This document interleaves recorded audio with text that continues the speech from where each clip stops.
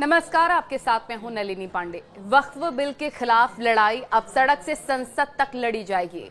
देश के सभी मुस्लिम नेता एकजुट हो गए हैं। बताया जा रहा है कि all India Muslim personal law board ने वक्फ बिल के खिलाफ बड़े आंदोलन की रणनीति बना ली है और तो और संसद को ठप करने की भी तैयारी हो चुकी है। मुस्लिम संगठनों का कहना है कि किसी भी कीमत पर वक्फ बिल पास नहीं होने दिया जाएगा।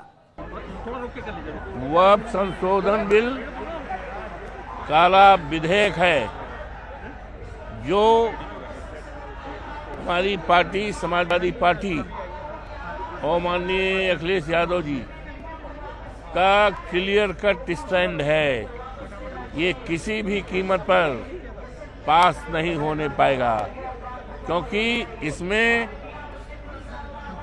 भारत की सरकार का इरादा अच्छा नहीं है। लेकिन आप इसको कैसे रोक पाएंगे? रिपोर्ट तैयार हो गई, सदन में पेश होगी, आपके पास इतने नंबर्स भी नहीं है जो इसको आप रोक पाएं। रोकेंगे, देखिएगा क्या कदम होगा अगला आपका? कदम देखिएगा, ये रणनीति का खुलासा नहीं किया जाता।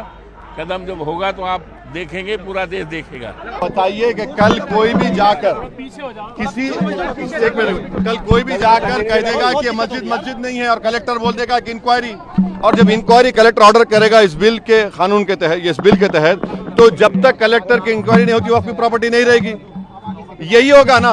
अगर आपकी मस्जिद है, कोई आके बोलेगा मस्जिद नहीं है, कलेक्टर को कंप्लेंट दे दिया, कलेक्टर इंक्वायरी ऑर्डर करेगा, इंक्वायरी तक जब इंक्वायरी ऑर्डर करेगा तो वो मस्जिद ही नहीं रहेगी, वक्फ नहीं रहेगा। दिल्ली में 123 प्रॉपर्टीज हैं जिसको दिल्ली वक्फ बोर्ड कहता है हमारी है और गवर्नमेंट बोलती है हमारी है। पार्लियामेंट सामने की मस्जिद आप देखते हैं ना, वो सरकार कहती है हमारी प्रॉपर्टी है। कल कलेक्टर ऑर्डर करेगा और नोटिस लगा देगा गवर्नमेंट प्रॉपर्टी। वही तो कर रहे हैं। और हिंदू धर्म में, सिखों के धर्म में, जैन धर्म में, बौद्ध धर्म में उनके जो मजहबी बोर्ड्स हैं उसमें तो कोई उन्हीं का मजहब का नहीं बन सकता है। यहाँ पर आप कैसे बना रहे हैं फिर? और ज्यादा बना सकते हैं क्या?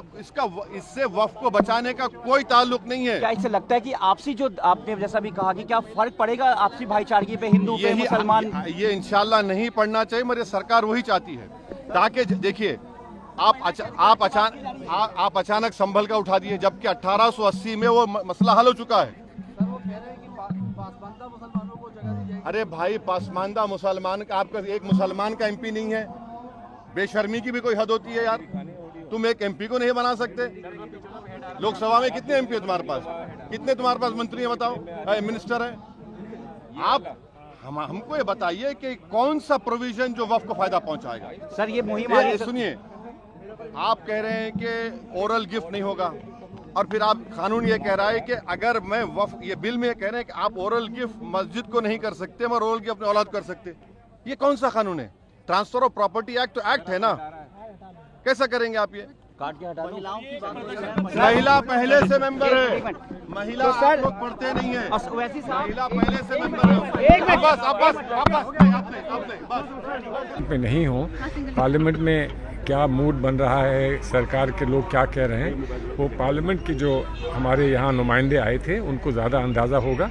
मैं कह नहीं सकता हूँ, लेकिन मैं उम्मीद करता हूँ कि सरकार को कम से कम इस बात पर गौर एक दफ़ा और करना चाहिए। जब इतना स्ट्रॉन्ग फीलिंग आवाम की तरफ से आ रही है तो सरकार अगर अपने आप को रिस्पॉन्सिबल डेमोक्रेटिक सरकार मानती है तो उसको इस पर रिस्पॉन्स देनी चाहिए। मसला मुसलमानों का है और मुसलमानों के मसले पर हम लोग पार्लियामेंट में भी और जेपीसी में भी और यहाँ भी सब जगह लड़ाई लड़ेंगे। लेकिन आप तो जेपीसी कमेटी में थे, क्या मसले रहे जो हल नहीं हो सके? क्योंकि आपने डिसेंट नोट भी दिया था और जो जेपीसी कमेटी के अध्यक्ष है उन्होंने कहा जो भी डिसेंट नोट दिए गए वो भी सबमिट किए गए हैं। कहाँ पे मसला हल नहीं हो सका, आज विरोध प्रदर्शन करना पड़ रहा है? देखिए, विरोध प्रदर्शन तो उनका है, मुस्लिम संगठनों का, क्योंकि इसके अंदर कई आर्टिकल्स ऐसे हैं जिनके ऊपर ओवरलैपिंग हो रही है।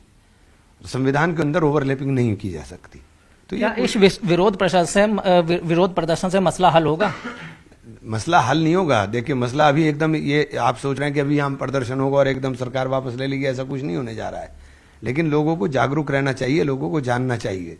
आज ये हमारे साथ हो रहा, कल दूसरों के साथ भी। अगर सरकार में जरा सा भी हिंदुस्तान की फिक्र है तो जरूर वो विचार करेंगे। सर जेपीसी में भी आप लोगों ने आपत्ति रखी गई और आप ही लोगों का आरोप है कि हमारी आपत्तियों को नहीं सुना गया, दरकिनार किया गया। बिल्कुल दरकिनार किया तो गया। कहाँ गंभीर है सरकार?